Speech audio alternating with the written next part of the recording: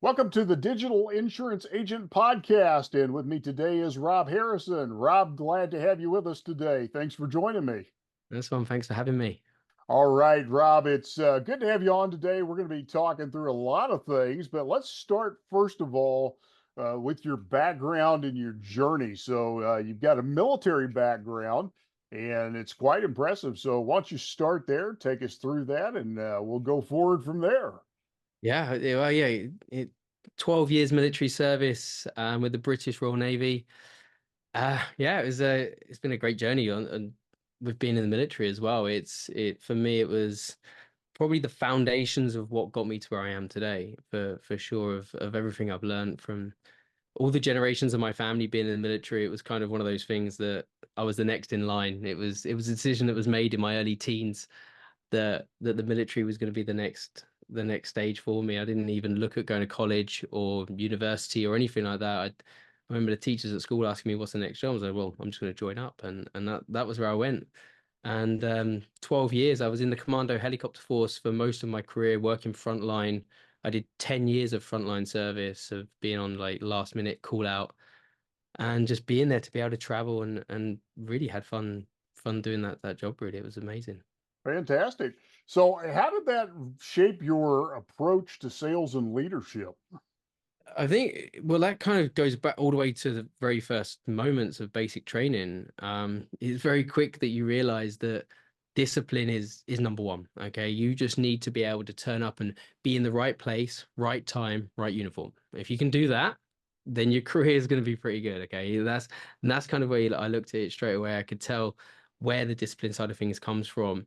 And for me, I think being able to work on tight schedules, being able to be on, 8 off. Okay, I did that for 6 months straight, many times over. When you go to sea, you don't work a 9 to 5. You don't have like that normal sort of daily routine.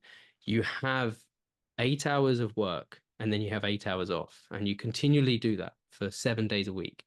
And then I think that side of things where you got to be disciplined in what you're doing, when you're doing it, how you kind of manage your time, and on top of that, being able to kind of get everything in that small 8 hour space in the day, of when you're going to be able to eat, clean, um, go to the gym, watch TV, socialize, whatever you're going to do is going to happen in that small 8 hour period. So sleep is very short, socializing is very short, cleaning's always long because that's always going to happen in your free time in the military. But it's what is really what does sculpt you into being in that sort of area where you can really make the most of your time and put a lot of effort into what time you do have. Exactly. Now, one of the things that was fascinating when you and I talked the other day, you told me a little bit about your transition from how you got from the military into remote sales, and that's what we're going to talk about today. Really, is sales, but the story of how you got from point A to point B was quite fascinating. So let's talk about how did you get from the military to sales, and let's talk about that initial success you had in Mexico that really took you to where you are today. Yeah, like even the journey to get into Mexico was a crazy one for me. I had everything lined up from the military, leaving the military, being an engineer, and I even had my home and everything set up in a town in the UK where I was going to go straight into motorsport engineering, with a Formula One team. Everything was all lined up, and it was only when I was given that unknown that I knew what my life was going to look like for the rest of my career, even to the age of probably 70 years old, of being an engineer, of knowing exactly what I'm going to be doing in the factory and then on the road or whatever I'll be doing. But I knew what it would look like. It was the idea of coming to Mexico and trying something different that really got me excited. And that was when I dropped everything, put the house up for rent, followed my girlfriend at the time, was when that was what it was all about. And I went full on, where I asked her to marry me, put my house up for rent, put my notice in with the Navy, and came over here. And that was the kind of beginning of me then going into the new career of sales, because I came here with a complete open mind on what to do and how to do it really. And being an engineer in the military doesn't really line up very well to be a sales guy. So it was only when I was over here trying to make some new friends, and it was a game of poker. that started the whole journey off, which I met a sales director who sold my parents a timeshare about 15 to 20 years ago. And I was sat next to him at this poker table, and we got talking, and then realized that he had sold my parents, and then he started talking to me about sales, but actually got me to come down and talk to him and his sales team by making me think that I was actually going to be going down there and showing him a bit of nutrition and fitness side of things. Okay, he kind of pulled the sales cloth over my head straight away, and I was sold on it pretty instantly. And yeah, it all started there, and I went down to the hotel where they sell timeshare, and that's kind of where it all started. It was crazy. Exactly. And I thought that was great. I think if I remember right, you hadn't even been really a poker player before. It was just kind of a, Nothing. No, a fluke exactly. deal. Yeah. So, Yeah. so let's talk about, how did some of that initial success, in the timeshare business, how did that influence you in the creation of Magnified, your company? Yeah, it was crazy. Well, the very start of it, I didn't actually really see myself as it like being a timeshare sales guy. I wanted to get involved in something new. I had an open mind to sales. It was when the director, his name's Neil Cooper, and he's an amazing guy, and he knows so much about sales. He's been in the industry like 25 years. He's a director of an incredible company that are great at what they sell. And I think he's the driving force behind that. And I was lucky enough to kind of go under his wing and learn from the best. And he taught me a lot of different things when it comes down to the philosophy behind sales and thinking like, okay, how do I kind of make sure this works? And I think I was about a month into selling, and I wasn't telling anybody I'm a timeshare sales guy. I was telling people I was working in real estate. I didn't really kind of see myself as like really understanding why I'm selling it. And it was one day, one meal that I went to with a friend of the family that completely changed that. And I don't know what happened over me that day. They said to me, "Oh, what do you do for a living?" And I said, "Oh, I sell timeshare." And I was like, "Oh my God, I said it. I never normally say this. I just say I sell real estate." And then his eyes lit up and he's like, "Oh my God, you sell something that is incredible. You sell something that I love. I have four timeshares." And I'm like, "Wow, okay, this guy, what's the story behind it?" And he said to me, he goes, I I love timeshare because I know I'm going back to the same place every time. I know that what I'm doing, every time I go there, I know the staff that work there because it's the same place. My kids love it and we create memories. And he continually told me about all the great things behind it. But the one thing that stuck out the most was when he said that the kids can tell him exactly what they've eaten on that trip. They can tell him like everything they've done. But if he asked them what did they have for Christmas that year, they wouldn't be able to tell him. And so he knew that the most important times of the year was going to be on this vacation with his kids and his family and creating the memories. So that's why he knew that timeshare was so valuable to him. And from that moment, that was the time that it completely changed for me. I went back in the next day and I had this complete different outlook on what I'm selling and why I'm selling it. And it was the big why. Why people buy this, what they need from it, and what they're going to get from it. And from that moment, I sold everything. I got an award for the most sales in 1 week. I managed to be their best sales guy there. And it was all because of that mindset shift of what we're selling and understanding what I sell and having a value behind it. And it was from that day, it was amazing. Perfect. So you took that, and then what made you decide it was time to launch out on your own? And with that, what were some of the challenges you faced building this 20-person remote sales team? Yeah, so it all started because of COVID. Okay, I was at the hotel about 3.5 months, and at that time everything was going really well. Sales was flying in, everything was incredible, getting the awards and everything like that. And then suddenly, night and day, like literally straight in the next day, no, we're closing down. Well, it's only going to be a week. It's only going to be 3 weeks. It's only going to be a month. It's only going to be 3 months. And then it was like, okay, I have no idea what's going to happen here. So I I had to look at other ways, and I was addicted to sales at this time. This was like I was learning everything. I was reading every book I could possibly get in front of, audio books. I was going to as many like webinars and seminars and as many things I could go to. And I was like, okay, I need to be able to stay in this industry, but obviously I want to keep the hunger going again. I wanted to keep it going. So I looked at what was the next best option, and online sales is there. And then I'm like, okay, this is the time now I get to decide on what I want to sell. Having a nutrition and fitness background from the military, towards the end of my career, I was an elite athlete for the military in Great Britain. So I was able to open a few doors for myself there with having a nutrition and fitness background where I got some qualifications. So I could put some sort of nutrition fitness programs together for friends and family. So when I was like, well, if I could sell something, what would be the best thing I could sell on it? And I was straight away, I was like, nutrition and fitness. I'd love to sell that. So I got speaking to a friend of a friend, basically from the UK, who's a nutrition and fitness coach. This is the point where COVID's now in like full swing, and nobody knows what's going on, but everybody's on the internet, everybody's on buying stuff online. So he said to me, he's like, yeah, I could do with someone who could come in and help me out with my sales side of things. And that was it. Sales was insane. I sat down and I looked at what we can do and how we can structure the the the programs and how we can put the offers together. And from that, we tripled his income in the first sort of 3 months.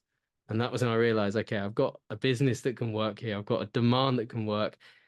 He was part of a mastermind, which then he told a lot of the other coaches about. So next thing you know, my emails are coming in saying, "Hey Rob, we need to get a talk, and we need to get on a video call. We need to be able to go through how you can sell for me as well." And so straight away I was like, I need to create more versions of me. I need to get more people doing this, and that's how Magnify kind of came about. We started just word of mouth. We were word of mouth for the first couple of years, and it was amazing. And so many coaches were coming to us.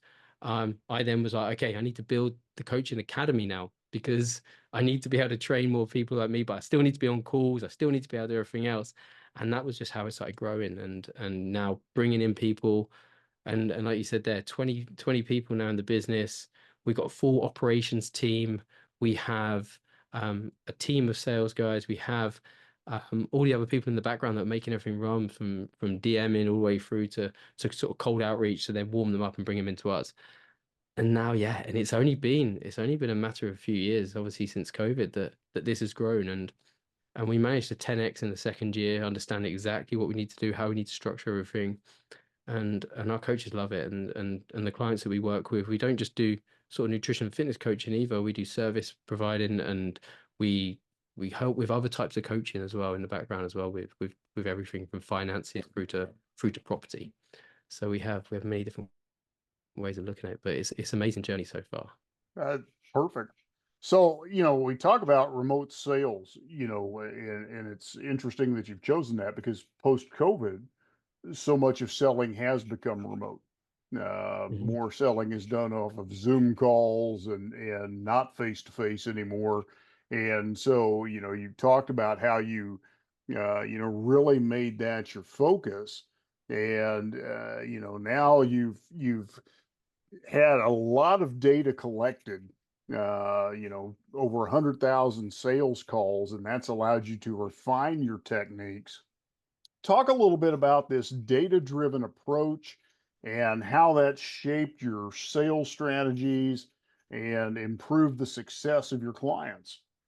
That's it. And that was a big, like that was a big point for us, like to scale. And okay, how do we do it? How do we do it on bigger numbers? And we looked at, first of all, the operations team are geniuses. Honestly, they're amazing what they can do for us. And we took all of the data. We use AI. We use AI for so many things. Okay. The data that comes in through AI is so important. There's so many different, I use Fathom, which I use for literally every single call I do. It gives me everything about the call, what obviously the following steps are, what's happened in there, what we collected. Also within things, especially like Fathom, there's ways of being able to see what you're doing as on your sales call. So actually it does a little bit of sales training with you. Okay. It shows you how long you're talking for.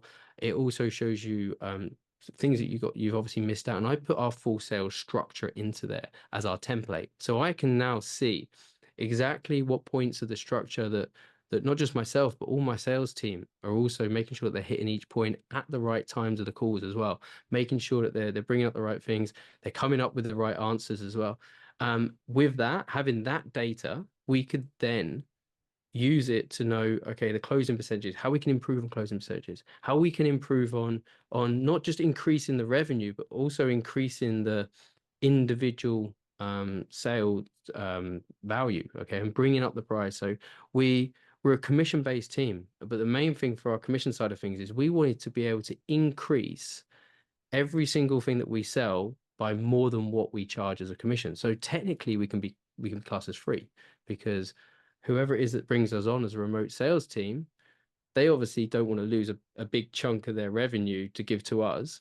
What we wanted to do is improve their revenue so much that the bit that comes to us is pretty much the free side of things. And now everyone that comes to us is getting all the time back that they would normally spend in sales, giving it to us. We're then basically reverse engineering all the approaches that they've done in the past, and then bringing in a professional team who's also, we look at closing percentage, we look at the numbers coming in, we look at even the times of when certain people book in, of who sells at what times. Okay, and every single one of my sales guys is a subject matter expert in that industry. So if I've got nutrition and fitness we sell for, the guys have to have a background in nutrition and fitness. If we're selling coaching for properties, for instance, for real estate agents or anything like that, the guys that are selling that as well also have a background in real estate in some way, so that we can use our subject matter expert approach with the numbers that we get through our systems. We have full analytics that we take from it every single day, live analytics as they're happening, so that we can see everything that's going on. We can make those changes live. And that's a huge, massive change. And that's what allowed us to 10x the company very, very quickly and bring in the exact things we need to do at the right times. Excellent. Now let's talk about the innovative sales process that you've developed. So you've developed this process, significantly improves the closing ratio for remote sales teams. Can you just give us an overview of this process? Tell us a little bit about what makes that unique.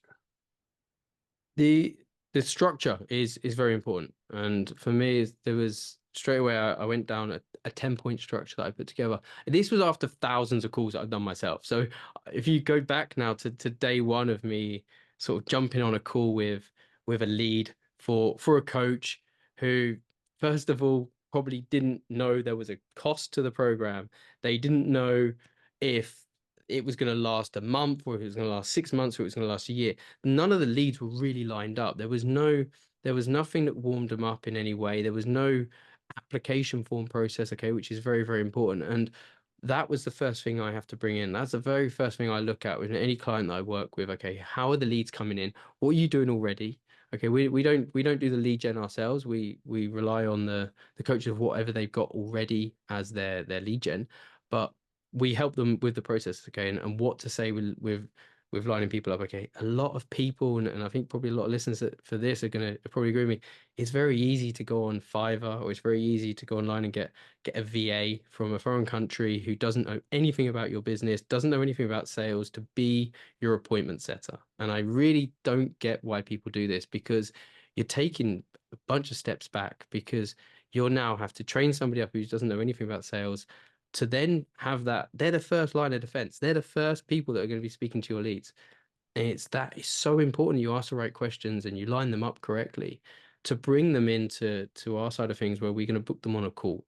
Then from booking them on a call, how we're going to make sure that that time gap between when they book in to when they're talking to us is actually correct as well. Because if you have it too long, it's it's forgotten about, and they're not going to show. If it's too short, then it can end up being a little bit pushy, and they probably won't be able to get on the call because they're probably trying to fill a crammed diary. Okay, you got to make sure that it's in that sweet spot of when they can actually go, and there's enough availability in the calendar. So having everything lined up correctly is super important to make sure that, like for myself as being the business owner, okay, I can work on a lot of things, but when you've got a commission only sales team, they're only going to make money if they sell. So it's my responsibility to make sure they're in front of leads that can buy. And so you need to be able to make sure to qualify those leads very, very early. And that should be done with the appointment setters first. Some people do triage calls, some people do sort of like a discovery call or anything like that. But I think the application form process is very important. And that's what starts the whole structure of how we sell. So then we can get on the call with them and we can first of all, obviously the usual thing, which is breaking the ice, saying hi, getting to know them, okay? Because these calls shouldn't take more than sort of 40 minutes. So it's 40 minutes from the moment you meet the lead to when they're actually giving you some money. Okay, this is one call close. This isn't like, okay, this is the discovery and then you can book them in again.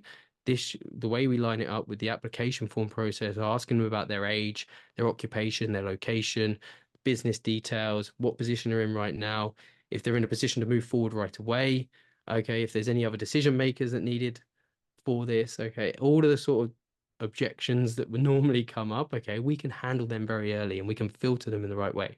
So when we speak to them, I then use, which is the next part of the strategy after we've broken the ice, I give them first of all an opening statement, which is I'm going to let them know exactly how the call is going to lay out.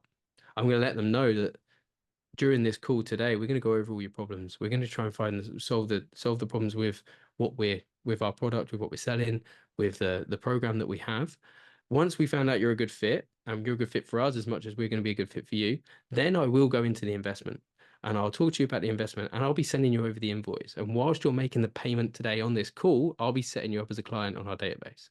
So I let them know exactly what's going to happen. So then there's not going to be that point in the call where they're going to go, okay, tell me about price. Tell me, tell me, tell me, tell me. Like, well, I've already told you it's going to be at the end of the call. So they don't ask that and they can picture it in their head or where they are in the call. Sometimes people talk a lot. I'm definitely one of those. Okay. So the structure needs to be there to make sure that the call is only going to last a certain amount of time. But that's also for the lead because if you've shown them already a sort of roadmap in their head of what the call is going to look like, they're not going to be thinking, "Oh my God, how long is this going to take? Is this going to go on forever? When's he going to say this bit? They know like the way that I've structured it and the way that I've put it together and told them how it's going to lay out, they know they're waiting for that. So then they wait for the next bit and they know then how to structure themselves on the call and their mindset's in a much better place. From that's when the application form is really, really important. And that's where we go in for information confirmation. They filled out the application form in their comfort zone at home or at the office or wherever they are in their own time and being able to fill it out in their own words. So instead of me interrogating them and saying, okay, how much can you spend? What's your budget? What's this? That? They've already filled that out. So I say to them, okay, you've spent your time filling out the application form. Let's go through it together. Let's go through this. Tell me about this. And then I can be that like 4-year-old and say, why? Why? And that then brings out all the pain points. That brings out all the issues, all the potential objections. So that instead of me interrogating them trying to find it, they're actually just telling me as a conversational sort of approach. Okay. And that helps so much. And that's what saves so much time in the call.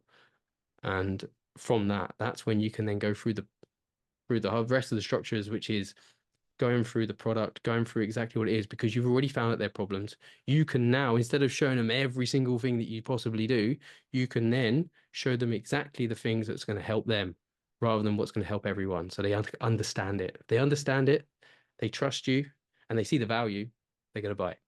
Okay. And that's what it's all about. And then bringing it up because you've already spoke about price, you've already boxed the money, you've already seen it because they put down what their budget is, and you can work on that, show more value, increase it slightly. Then show them when you're showing them price, it's comfortable for them to pay it because you know they can. And that's the best way of getting the highest closing percentage. And it really does work. Excellent. Yeah, you got into some things that I think I want us to unpack a little bit. And you know, our topic today really is diving into sales, and then we're going to kind of deviate off script a little bit. So you know, one of the things that you brought out is this whole pre-qualification. Um, Sometimes the reason that you know, we struggle in our sales is we haven't done a good job of pre-qualifying. So we're talking to the wrong people. Mhm. So even this process you just described, taking the time to fill out that application, give us that information up front, so we make sure we're talking to the right people if we're going to invest that time. So I think that's probably one of the most valuable nuggets you just you know, brought out here. I think the other valuable piece that you just brought out is setting the expectation. What can we expect on this call? I'm going to ask you to make a decision. I'm going to ask you to be ready to, provide that credit card number or to, set up that ACH or, whatever this process is going to look like. And I think, sometimes as salespeople, we back away from the sale. Uh, and we don't prepare our prospect for that. So I love that piece of your process that we come in prepared, we set the expectation. We're here to do business. We're here to make the decision. So that's phenomenal. Now we're going to shift gears. You and I talked about this, when we first met, because I want to move beyond the sales discussion because we're talking to business owners here. Yep. Yeah, one of the things in your journey is you're in Mexico right now, and part of what we talked about is what creating a remote business has done as far as allowing you to work from anywhere in the world, giving you freedom to explore and do things that you've always wanted to do. And that's one of the things that, we want to talk about with our audience. The reason that as entrepreneurs we start our businesses is we have these bigger dreams that drive us. And so I'd like you to talk a little bit about, some of the systems that you've had to put in place so that you can run a global business that doesn't take up all of your time, allows you to work from anywhere in the world, but also allows you to be effective in what you're doing. Exactly. There's trial and error was the biggest start to this. Um, I'm an engineer. That's my engineering background is is all I knew. That was it. That was my whole background of everything I did. Engineering was all I knew. So when it came down to making my time, and well, the 4 hour work week, obviously everyone talks about 4 hour work week. 4 hour work week did help me, and it made me understand like, okay, now I understand where instead of being in an engineer, which means you get paid for your time. Okay, that was it. I turn up, I I I build whatever I build, and that you get paid for that time that you're there. Where the 4 hour work week taught me that you can get paid without needing to be there. And so I was like, okay, how, like, what do I do to make that happen? I have to be on sales calls. I have to talk to people. I have to, so that I'm still getting paid for my time. So how can I make this even easier? And this was when we started looking in, and I took on an operations team once I started building the company out, and I was back to back on call, 16 hours a day. Like really, like you know what it's like when you start a business. You're only as good as what you're putting in. Okay. There's one thing you always know that you are going to do, and that is put in the time. The thing you don't know what you're going to get back is the money and the outcome. So time spent trial and error on everything that I was doing. And it was then like, okay, what do I know that can that can create an automation? And all I knew at the time was sheets. There was notes, okay, on my phone. And I had an assistant working with me from day one. He was amazing. He's actually a cousin of my wife. Great guy. And me and him, between me and him, that's all we knew. So that was what we did. And I was like, there must be an easier way of this. Then we looked into like, okay, we need a CRM. We need something that's going to send messages to our leads without me needing to go on my phone and text them. So now what do we do for that? And this was where like, okay, let's Google some stuff, let's find out some bits. And I went on some of the CRMs and they're literally tens of thousands of dollars a month. And I'm like, how are these companies being able to do this and being able to actually put this in place when like that was our revenue at the start. You know what I mean? You can't just you don't just go, okay, I'll just put everything into a system. I was like, well, no, time is still going to happen. And so we then looked in it, and Notion was one that came out for me, and I was like, oh, great. And but then I was like, okay, what do I need? What's the end goal? What do I need from this? Okay, I need to have messages sent to the leads before the call. They need information. I need a confirmation. So I need to send a question. I need them to be able to reply to me. I need to know that they've replied. And I need to have something that's going to be laid out. And Notion was great because you can just literally put anything into Notion. You can design it out how you want. And so this is where the engineering side of things comes in, because I was like, okay, let's reverse engineer what the outcome should be all the way back to the absolute basics. And yeah, just 3 or 4 days constant in the computer, going crazy. And the day I remember, never forget, the moment I finished and built it out, I got introduced to go high level. And I was like, ah, okay, this is the other side of things. This is like, they're like, yeah, everything you've just done there is like a very small part of what is actually out there on something else. And I was like, okay, well, at least I've learned now what the background looks like of a CRM, and how to kind of build your own CRM, and what the information that you need, and the automations that come through. Then we're talking about all the other systems that now talk to each other, which is like Fathom. We've got Slack. We've got Go High Level users as our CRM that we have a white label on. We actually provide the location for every single one of our clients as well, so they've got everything laid out and they can see it. The other side of things is having Notion in the background as well to create all of the sort of foundation for all of the automations. So before I knew it, I was able to have a complete hands-off approach to everything up until the moment I get on the call. So responses, everything for emails, confirmations, even replies to what the leads are messaging us. Okay, and having something set up that was going to reply as a human, not as just an automated response, which is like set up like a robot, and having that in place, that saves hours and hours and hours of hassle.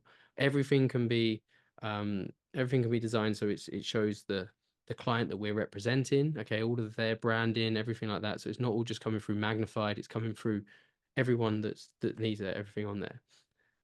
Then from that, our operations team started growing, and this is where we provide analytics. Every single bit of every single bit of data we get from every single call, from the person, the age, all the way through to the closing percentages of certain people that we close on. So we can know, then we can bring the data back to our clients, and they can actually just log into any of these analytics that we've got set up, and they can go through all their numbers live as much as they want. Instead of us having to jump on calls with them every week and then going through it all with them, they can see it live, and then we can jump on calls anyway every couple of weeks or whatever we need to do to go through some sort of sales processes and stuff like that. But everyone has everything there. Everything's I think like the trust side of things grows then, because anyone that owns a company, anyone that has everything, to give your sales to an outsourced sales team, a remote sales team that are all over the world, okay, we're in different continents. I have to be able to communicate with the guys on a daily basis. There's different people closing at different times, from my like 4 o'clock in the morning, 3 o'clock in the morning my time, all the way through to 11 p.m. at night. And so to keep all that going, okay, everything needs to be there. The coaches need to see everything. The clients need to see everything. Everyone needs to have everything laid out. And the automations that go into Slack are great. We've got now, yeah, full-time, 3 guys in our operations team, full-time, running everything in there, making sure that all the automations are working well. There's always updates that we're putting in, always new things that we're building out. And it's great. And I think that's why I love this so much, because I'm not building helicopters anymore like I used to. I'm building systems. I'm building just software systems that I never even knew about. And again, like the helicopters I worked on, the military helicopters are concepts themselves. You will never find another one again. It's a military helicopter. You can't just go out and buy one. This same as our systems. Our systems are all designed bespoke to every single person that we sell for, so that it can be designed exactly around their needs. And that's what I love, because it's constantly changing. There's always a demand. There's always a problem. There's always a fight about it, but it's fun, and it's great, and I love just spending my time building them out and seeing how to use it. That's awesome. Yeah, and I think, one of the great things about what you're doing, for most entrepreneurs, one of the last things we let go is sales. So, we let go of operational things, we let go of technical things, but sales is that last piece that we hang on to. And, Yeah. really to truly be free and scale and diversify, as an entrepreneur, there comes a point you're going to have to let go of the sales piece. You're And right. so that's where Magnified becomes a great solution. And so that's where we'll kind of wrap up today. And so, Rob, if somebody wants to learn more about you, they want to learn more about your services, how they can bring that to bear on their business, and how you can come alongside of them, where's a good place to connect with you and learn more? Well, we've got our websites. We've got magnified.io, and we've also got salescoachingforclosers.com. So there's our websites there. We're on Instagram as magnified.io. I'm on Instagram myself, where I do a lot of sales coaching. I do a lot of objection handling. I've got a lot of things that I put out on training, and a lot of questions that I get, which is rob.h.8. And we got sales coaching FC as our Instagram page for that. And you can find us on LinkedIn as well. We've got the sales coaching for closers community as well, that we're right now, the next 100 people that join are going to have free access. It is going to be a monthly subscription to it. I'm going to be doing lives within there every week. I'll be doing updates on anybody who's got any issues, any questions to answer. We have everybody in there at the moment that are putting their weekly wins, different objection handling, anything that they've learned that week, anything different that's taken from it. And obviously we got the sales coaching for closers course that we use for business owners and closers, or anybody who's not even done sales before, like my background. Okay, coming from the military into thinking, okay, can I do something different that's going to allow me to be anywhere in the world, allow me to be able to take a laptop with me and sort of work from Italy or work from Mexico where I am. It's amazing lifestyle. You can do a lot with your time when you can be remote. And that's the kind of things that we teach in there. I've got a bunch of videos that go through everything like we've just been talking about there, everything in depth on how to kind of put together the perfect sales call, and also teach people how to find the jobs, create LLCs for sales closers. Okay, not many people know they have to be self-employed for this. A lot of people think they just work for somebody. It's not. You can be self-employed. There's great ways around it, and you can work from anywhere in the world. Fantastic. Yeah, and I just want to encourage you, whether you're a person who is needing to up your sales game. Well, one of the things Rob and I talked about in our original call was for me as a marketing agency owner, a lot of times one of the things we're working with our clients on is improving their closing percentages. They could save themselves some ad spend if they would just get better at closing. And so if you need to improve your closing percentages, or you're to the point where you just need to turn the sales process over, definitely connect with Rob. Rob, thanks for being a part of the broadcast today, Thank and you so much for look having forward me. to having you back again sometime soon. Thanks for Thank you. joining us today. Yes, thank you so much for that. Yeah, I really appreciate it.